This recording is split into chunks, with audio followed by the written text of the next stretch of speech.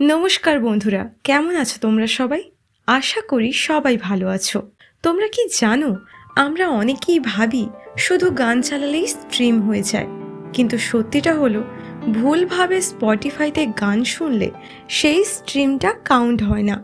আজকের এই ভিডিওটা শেষ পর্যন্ত দেখলে তোমরা জানতে পারবে স্পটিফাইতে গান কিভাবে সঠিক নিয়মে স্ট্রিম করতে হয়, কোন ভুল করলে স্ট্রিম কাউন্ট কাটা যায়, প্লেলিস্ট কিভাবে বানাতে হয়, অন্য দেশের প্লেলিস্ট শুনলে নিজের দেশ কাউন্ট কি হয়, ফ্রি আর প্রিমিয়াম ইউজারের মধ্যে পার্থক্য। তোমরা যদি সত্যি তোমার ফেভারিট আর্টিস্টকে সাপোর্ট করতে চাও তাহলে এই ভিডিওটা স্কিপ করো না। স্পটিফাই স্ট্রিমিং আসলে কি, সবচেয়ে আগে খুব সহজ করে বুঝে নিই। স্পটিফাইতে একটা গান কমপক্ষে 30 সেকেন্ড শুনলে সেটাকে একটা স্ট্রিমিং হিসেবে ধরা হয়।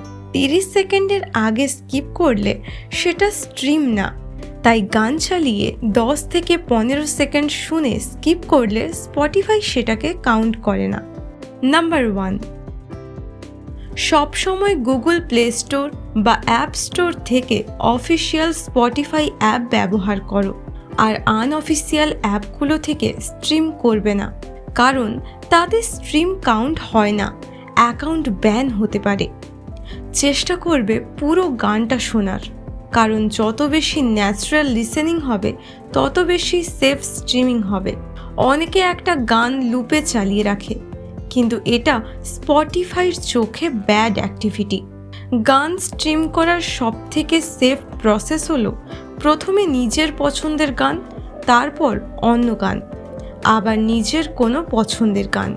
সবচেয়ে সেফ উপায়, প্লেলিস্ট সাফল অন করে শোনো। নাম্বার 2, প্রথমে তোমরা স্পটিফাই অন করবে, তারপর এখানে ক্রিয়েট লেখা প্লাস আইকনে ক্লিক করবে। এবার ক্রিয়েট প্লেলিস্টে ক্লিক করবে।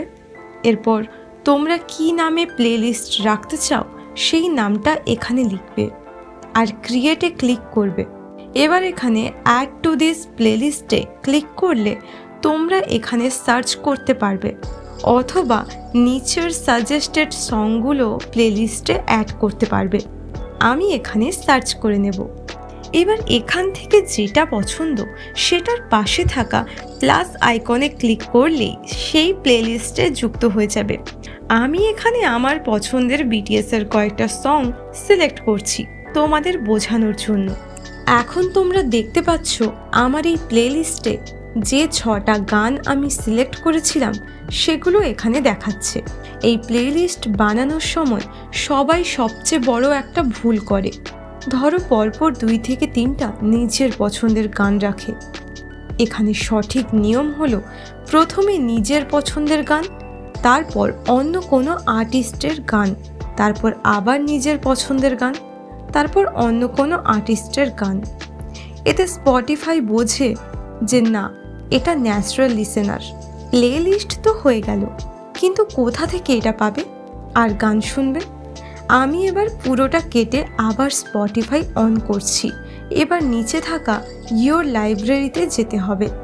এখানেই তোমরা প্লেলিস্টগুলো দেখতে পাবে আর গানও শুনতে পারবে নিজের প্লেলিস্টের। তোমরা কিন্তু আমার মতো প্লেলিস্টে এত কম গান রেখো না। আমি এটা তোমাদের দেখানোর জন্য কম করে দেখাচ্ছি। তোমরা অন্তত 20 থেকে 30টা গান রেখো। প্লেলিস্ট চালানোর সময় সবসময় সাফল অন রাখবে। নাম্বার 3, এখন খুব মন দিয়ে শোনো। যেসব ভুল করলে স্ট্রিম কাউন্ট হয় না সেগুলো হলো গান মিউট করে রাখা, ভলিউম একদম শূন্য করে গান শোনা, গান শুনতে শুনতে খুব বেশি স্কিপ করা, ভিপিএন ব্যবহার করা, এক ফোনে অনেকগুলো অ্যাকাউন্ট থেকে গান শোনা, একসাথে অনেকগুলো ডিভাইসে একই গান শোনা। এই ভুলগুলো করলে তোমাদের স্ট্রিম কাউন্ট নষ্ট হতে পারে। নাম্বার 4, এখন আসি একটা সবচেয়ে বড় গুজবে। অনেকেই বলে অন্য দেশের কেউ প্লেলিস্ট বানালে আমরা যদি সেই প্লেলিস্টের গানগুলো শুনি তাহলে আমাদের দেশের স্ট্রিম কাউন্ট হয় না। এই কথাটা পুরোপুরি ভুল। আসল সত্যি হলো স্পটিফাই স্ট্রিম কাউন্ট করে যে মানুষটা গানটা শুনছে তার লোকেশন অনুযায়ী প্লেলিস্ট কে বানিয়েছে, কোন দেশে, সেটা কোনো ব্যাপারই না। যেমন কোরিয়ার কেউ প্লেলিস্ট বানালে আমি ভারত বা বাংলাদেশ থেকে শুনছি, তাহলে ওই গানটা কাউন্ট হবে ভারত বা বাংলাদেশে। কিন্তু হ্যাঁ, কখন দেশের কাউন্ট বদলায়? যখন আপনি ভিপিএন ব্যবহার করেন তখন। তাই সবসময় ভিপিএন বন্ধ রেখে নিজের দেশের নেটওয়ার্কে গান শুনুন। নাম্বার 5, অনেকেই প্রশ্ন করে ফ্রি ইউজার হলে কি স্ট্রিম কাউন্ট হয়? হ্যাঁ হয়। ফ্রি ইউজার আর প্রিমিয়াম দুজনের স্ট্রিমই কাউন্ট হয়, তবে প্রিমিয়াম ইউজারের স্ট্রিম ভ্যালু একটু বেশি। কিন্তু একটা কথা মনে রেখো, ভুল নিয়মে স্ট্রিম করলে প্রিমিয়াম হলেও কিন্তু কাউন্ট হবে না। অনেকেই আবার ফোন চার্জে দিয়ে রাতভর গান চালিয়ে রাখে, কিন্তু এটা খুবই রিস্কি। স্পটিফাই এটাকে অস্বাভাবিক অ্যাক্টিভিটি হিসেবেও ধরতে পারে। তাই বেস্ট অপশন হলো দিনের বেলা স্বাভাবিক সময় নিজের মতো করে গান শোনা। কেন সঠিক স্ট্রিমিংটা গুরুত্বপূর্ণ? আমরা সবাই চাই আমাদের ফেভারিট আর্টিস্ট চার্টে উঠুক, অ্যাওয়ার্ড পাক, কিন্তু ভুল স্ট্রিমিং করলে আমরা নিজেরাই অজান্তে তাদের ক্ষতি করে ফেলি। তাই কম হলেও সঠিকভাবে স্ট্রিম করতে হবে, তবেই তোমরা নিজেদের ফেভারিট আর্টিস্টকে জেতাতে পারবে বা তাদের স্ট্রিম বাড়াতে পারবে। তো আর্মিস, এই ভিডিওটা যদি তোমাদের কাজে লাগে তাহলে অবশ্যই লাইক করো, আর তোমাদের বন্ধুরা যারা স্পটিফাই স্ট্রিমিং বোঝে না তাদের কাছে এই ভিডিওটা শেয়ার করো।